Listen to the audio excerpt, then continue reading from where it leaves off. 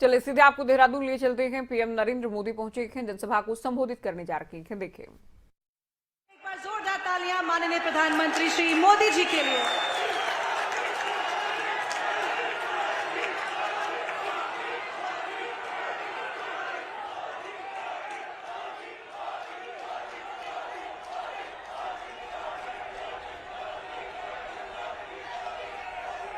उत्तराखंड का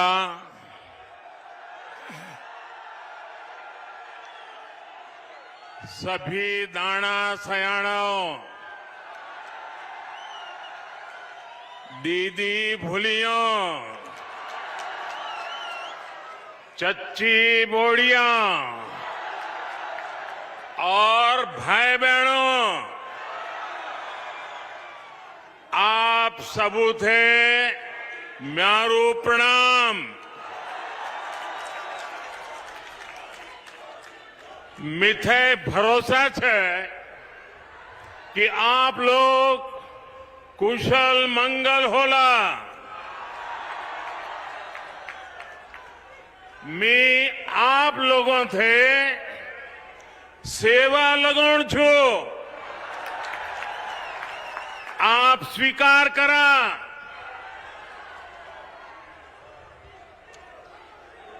उत्तराखंड के गवर्नर श्रीमान गुरुमित जी, यहां के लोकप्रिय ऊर्जावान मुख्यमंत्री श्रीमान पुष्कर सिंह धामी जी, केंद्रीय मंत्री परिषद के मेरे सहयोगी प्रहलाद जोशी जी, अजय भट्ट जी, उत्तराखंड में मंत्री सतपाल महाराज जी, हरक सिंह रावत जी, राज्य मंत्रिमंडल के अन्य सदस्यगण, संसद में मेरे सहयोगी निशंक जी, तीरथ सिंह रावत जी, अन्य सांसदगण, भाई त्रिवेंद्र सिंह रावत जी, विजय बहुगुणा जी, राज्य विधानसभा के अन्य सदस्य, मेयर श्री, जिला पंचायत के सदस्यगण, भाई मदन कौशिक जी और मेरे प्यारे भाई और बहनों, आप सभी इतनी बड़ी संख्या में हमें आशीर्वाद देने आए हैं। आपके स्नेह, आपका आशीर्वाद, ये आशीर्वाद का प्रसाद पाकर हम सभी अभिभूत है। उत्तराखंड पूरी देश की आस्था ही नहीं, बल्कि कर्म और कठोरता की भूमि है।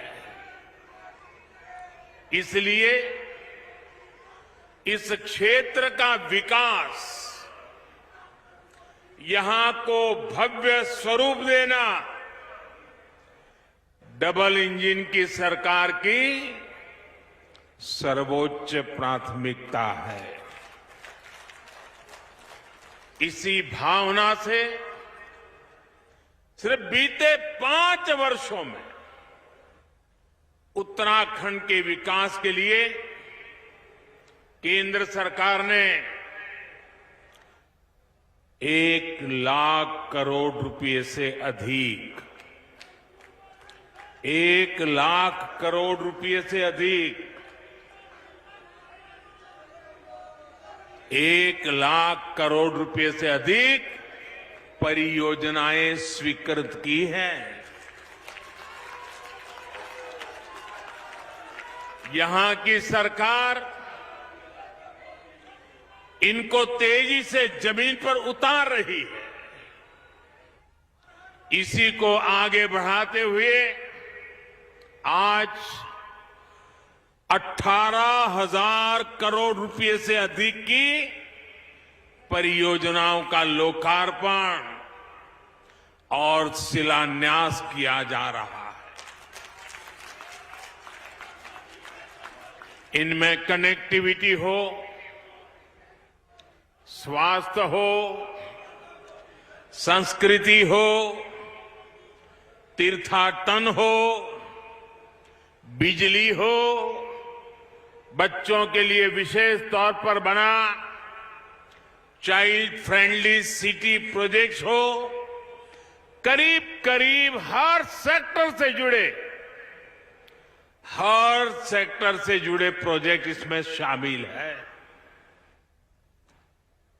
बीते वर्षों की कड़ी मेहनत के बाद अनेक जरूरी प्रक्रियाओं से गुजरने के बाद आखिरकार आज ये दिन आया है। ये परियोजनाएं इस दशक को मैंने केदारपुरी की पवित्र धरती से कहा था, आज मैं देहरादून से दोहरा रहा हूं। ये परियोजनाएं इस दशक को उत्तराखंड का दशक बनाने में अहम भूमिका निभाएगी।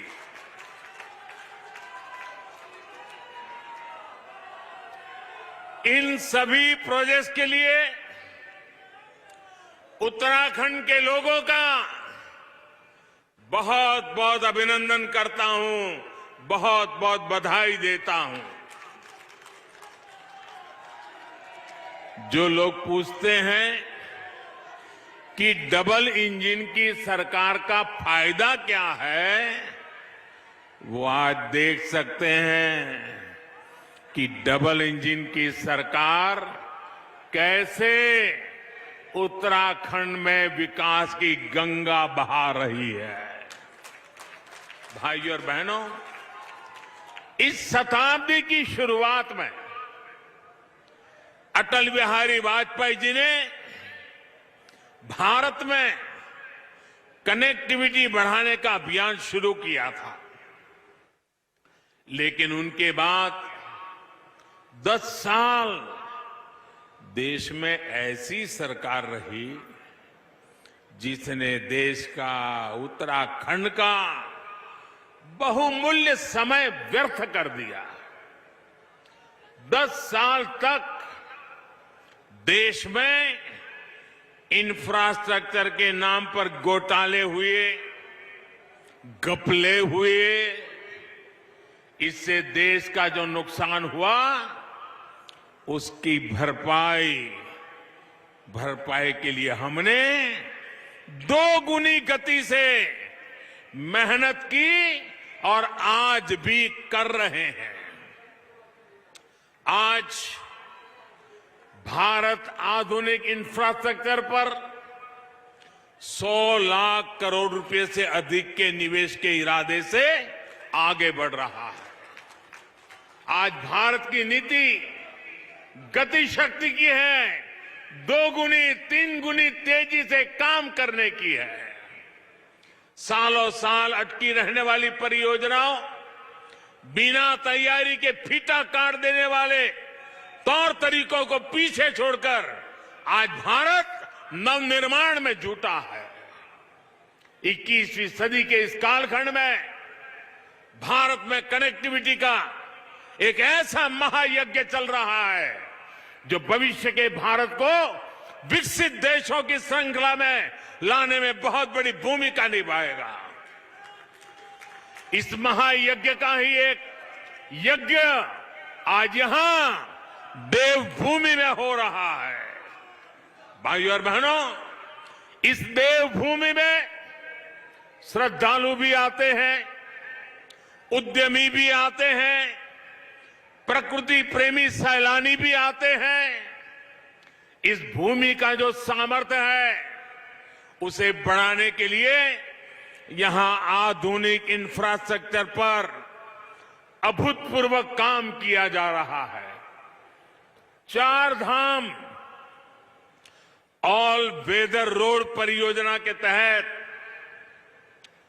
आज देवप्रयाग से श्रीकोट और ब्रह्मपुर से कोडियाला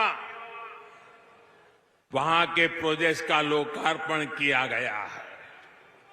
भगवान बद्रीनाथ तक पहुंचने में लामबगड़ लैंडस्लाइड के रूप में जो रुकावट थी वो भी अब दूर हो चुकी है। इस लैंडस्लाइड ने देश भर के न जाने कितने तीर्थयात्रियों को बद्रीनाथ जी की यात्रा करने से या तो रोका है या फिर घंटों इंतजार करवाया है और कुछ लोग तो थक करके वापस भी चले गए। अब बद्रीनाथ जी की यात्रा पहले से ज्यादा सुरक्षित और सुखद हो जाएगी। आज बद्रीनाथ जी गंगोत्री और यमुनोत्री धाम में अनेक सुविधाओं से जुड़े नए प्रोजेक्ट पर भी काम आरंभ हुआ है। भाइयों और बहनों, बेहतर कनेक्टिविटी और सुविधाओं से पर्यटन और तीर्थाटन को कितना लाभ होता है, बीते वर्षों में केदार धाम में हमने अनुभव किया है। केदारनाथ त्रासदी से पहले 2012 में 5,70,000 लोगों ने दर्शन किया था और ये उस समय का एक रिकॉर्ड था। 2012 में यात्रियों की संख्या का एक बहुत बड़ा रिकॉर्ड था, जबकि कोरोना काल शुरू होने से पहले 2019 में 10 लाख से ज्यादा लोग केदारनाथ जी के दर्शन करने पहुंचे थे।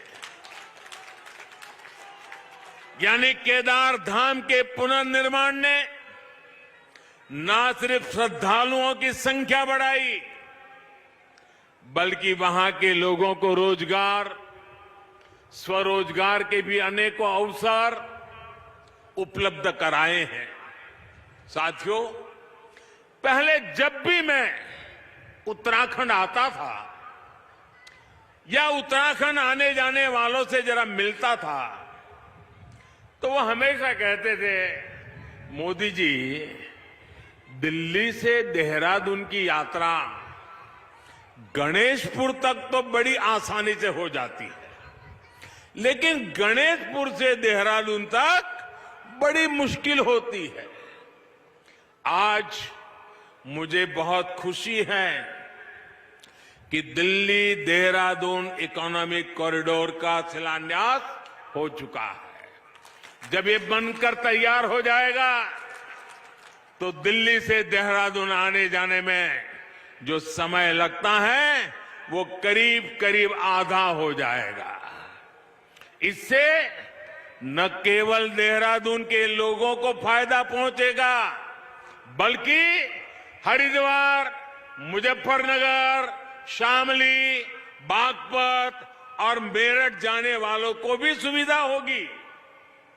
ये आर्थिक गलियारा अब दिल्ली से हरिद्वार आने जाने के समय को भी कम कर देगा।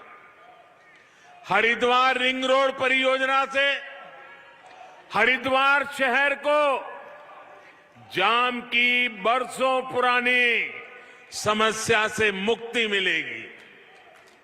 इससे कुमाऊं क्षेत्र के साथ संपर्क भी और आसान होगा। इसके अलावा ऋषिकेश की पहचान हमारे लक्ष्मण झूला, ये लक्ष्मण झूला पुल के समीप एक नए पुल का शिलान्यास भी आज हुआ है। भाइयों और बहनों, दिल्ली देहरादून एक्सप्रेसवे पर्यावरण सुरक्षा के साथ, विकास के साथ हमारे विकास के मॉडल का भी प्रमाण होगा। इसमें एक तरफ उद्योगों का कॉरिडोर होगा तो इसमें एशिया का सबसे बड़ा एलिवेटेड वाइल्ड लाइफ कॉरिडोर भी बनेगा।